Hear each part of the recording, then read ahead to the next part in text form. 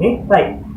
நாம இன்னைக்கு எதை பற்றி பார்க்க போறோம்னா பால்மானியை பற்றி பார்க்க போறோம். ரைட், பால்மானினா லெக்டோமீட்டரை பற்றி பார்க்க போறோம். ரைட், இந்த லெக்டோமீட்டர் வந்து எதுக்கு யூஸ் ஆகுதுன்னா மில்கோட அதாவது பாலுடைய தண்ணீர்ப்பு அளக்கிறது, அதாவது சாரடத்தி அளக்கிறதுக்கு வந்து இந்த பால்மானி வந்து லெக்டோமீட்டர் வந்து பயன்படுத்தப்படுது.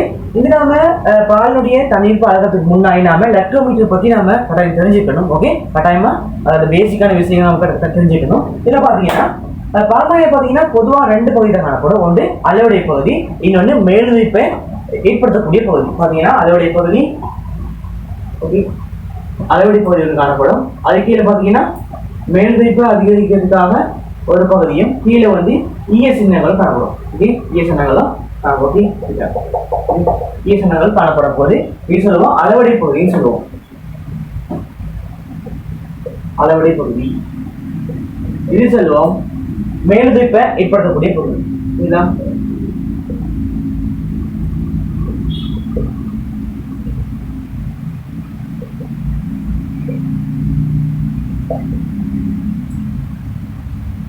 இது சொல்லுவோம் வந்து ஈய சன்னங்கள். ஓகே ரைட், பார்த்தீங்கன்னா மூன்று பகுதி காணப்படுது. ஓகே, அளவுடைய பகுதி பார்த்தீங்கன்னா இங்கே தண்ணீர் பழகுவதற்கான அளவீடுகள் பிரிக்கப்பட்டிருக்கும். ஓகே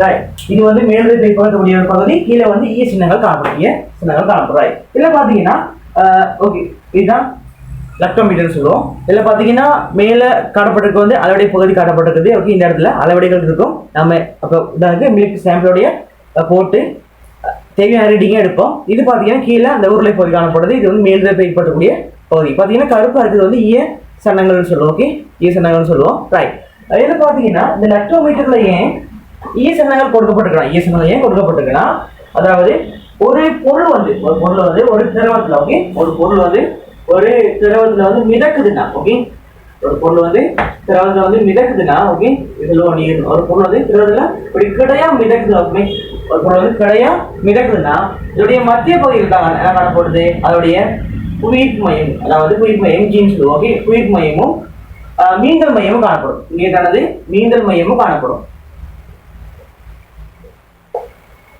மீண்டல் மையமும் ஒரே இடத்துல காணப்படும். ரைட், அப்ப புவியீர்ப்பு மையமும் மீண்டல் மையமும் ஒரே ஒரு மத்தியில காணப்பட்டா பொருள் வந்து கிடையா மிதக்கும். ஓகே, திரவத்துல வந்து கிடையா மிதக்கும். ரைட், இப்ப நாம இதை நிலைக்குத்தாக லெக்டோமீட்டர் வந்து கிடையா நாம, அதாவது கிடையா மிதக்கிற ஒரு பொருளை வந்து நாம நிலைக்குத்தா நாம மிதக்க செய்யணும்னா நம்ம என்ன செய்யணும்னா ஒரு முனையில, அதாவது இந்த ஒரு பொருளை வந்து ஒரு முனையில வந்து பாரத்தை கூட்டணும், பாரத்தை அதிகரிக்கணும், அது திணியை வந்து அதிகரிக்கணும். அப்ப ஒரு பக்கம் வந்து திணிவை அதிகரிச்சுனா ஒட்டமா நடக்கும்னா மீண்டல் மையத்துல இருந்து புவியீர்ப்பு மையம் கீழ் நோக்கி பயணிக்கும். மீண்டல் மையத்துல இருந்து புவியீர்ப்பு மையம் செய்யும் கீழ் நோக்கி பயணிக்கும். உதாரணம் இங்கே பலவற்றிட்டோம்னா மீண்டல் மையம் உதாரணத்துக்கு எப்படி இருந்துச்சுன்னா மீண்டல் மையம் எங்கேயும் புவியீர்ப்பு மையம் எங்கேயும் தான் நடக்கணும்.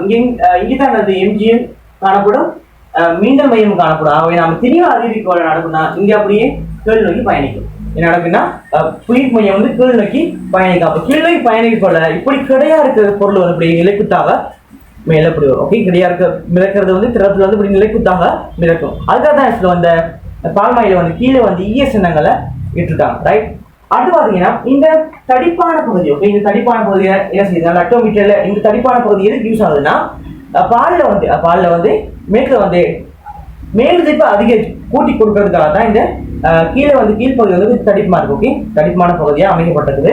ரைட், அடுத்து பார்த்தீங்கன்னா மேல வந்து சொல்லுவோம் அளவுடைய பகுதி. இது பார்த்தீங்கன்னா ஒவ்வொரு பிரிப்பும் 10 அலகுகளாக பிரிக்கப்பட்டிருக்கும். ஒவ்வொரு சிறு பிரிப்பும் 10 அலகுகள். அப்போ 0லேருந்து 1க்கு, 0க்கு 1 கடையில் 10 சிறு பிரிவுகளாக பிரிக்கப்பட்டிருக்கு. அவை நாம இதை பயன்படுத்தாம ரீடிங் எடுக்கணும். ரைட், பால்மானியை பயன்படுத்துறதுக்கு முன்னாடி நாம தெரிஞ்சுக்க வேண்டியது என்னன்னா இந்த பால்மானியை டெஸ்ட் பண்ணணும், அதாவது கட்டுப்பாட்டு சோதனைன்னு சொல்லுவோம். அதாவது நம்ம லெக்டோமீட்டரை பயன்படுத்தி ஒரு மில்க் சாம்பிளுடைய தண்ணீர் அளக்கிறதுக்கு முன்னாடி நாம செய்ய வேண்டியதுனா கட்டுப்பாட்டு பரிசோதனை. ரைட், இந்த கட்டுப்பாட்டு பரிசோதனை எதுக்கு மேற்கொள்வாங்கன்னா இந்த பால்மானி லெக்டோமீட்டர் வந்து சரியா ஒர்க் பண்ணுதா இல்லையான்னு நம்ம தெரிஞ்சுக்கத்தான் நம்ம கட்டுப்பாட்டு மாதிரி போடும். கட்டுப்பாட்டு மாதிரியில காணப்படுற ஒரு திரவம் வந்து நீர்த்த காணப்படும். ஏன்னா லெக்டோமீட்டர் வந்து நீல அளக்கிற கொள்ள அது 0 காட்டும். என்ன ரீடிங் காட்டுனா 0 காட்டும். ஓகே, லெக்டோமீட்டர் 0 காட்டும்.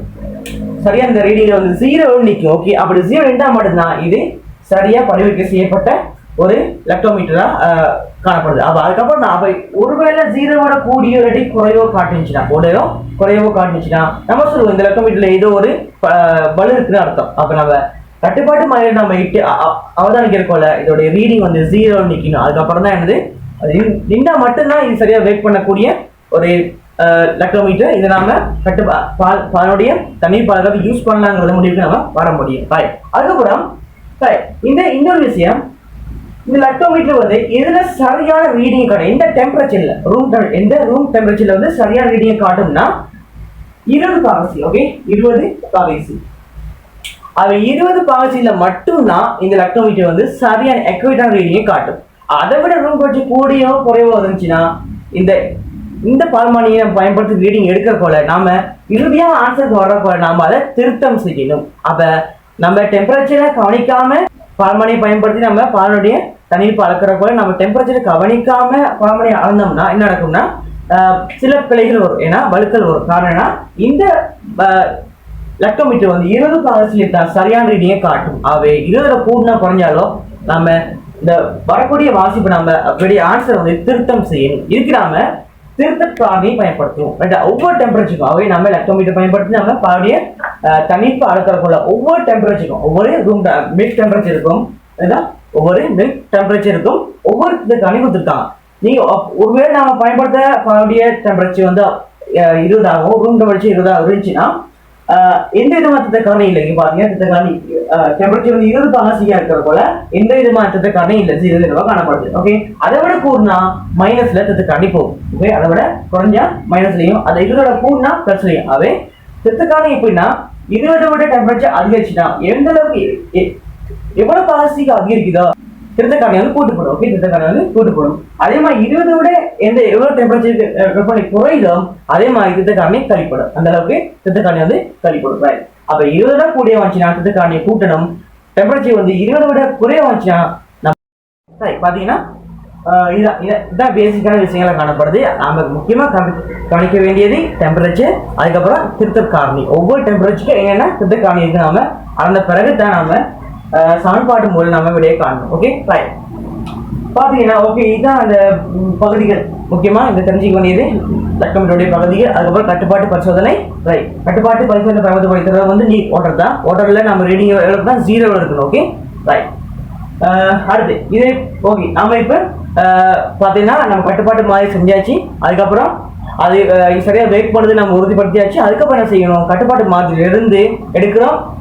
கட்டுப்பாட்டு மாதிரி எடுக்கிறதுக்குள்ள லெக்டோமீட்டர் நீர் ஒட்டி கிடக்கும். அதை நம்ம டிஷ்யூவால் தொடச்சி அப்புறப்படுத்தணும். அதுக்கப்புறம் அதை அப்படி கொண்டு கண்டிப்பா காண வேண்டிய பால் மாதிரி இட்டு நம்ம அவதானிக்கணும். ஓகே அதே சமயம் டெம்பரேச்சரையும் அளக்கணும். வெப்பநிலை டெம்பரேச்சரையும் அளக்கணும். அந்த டெம்பரேச்சர் 20 இருந்துச்சுன்னா ரீடிங்ல எந்த வித மாற்றம் செய்ய தேவை அப்படி நம்ம ஏற்றுக்கொள்ளலாம். ஆனா 20 கூட குறைவா இருந்துச்சுன்னா நாம திருத்தக்காணி பயன்படுத்தி வாசிப்பை திருத்தம் செய்யணும்.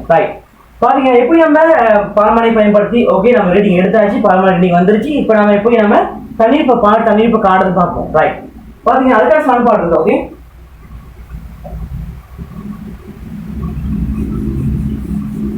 அதுக்கான சமன்பாடு தான் தண்ணீர் சமன் 1 + L/1000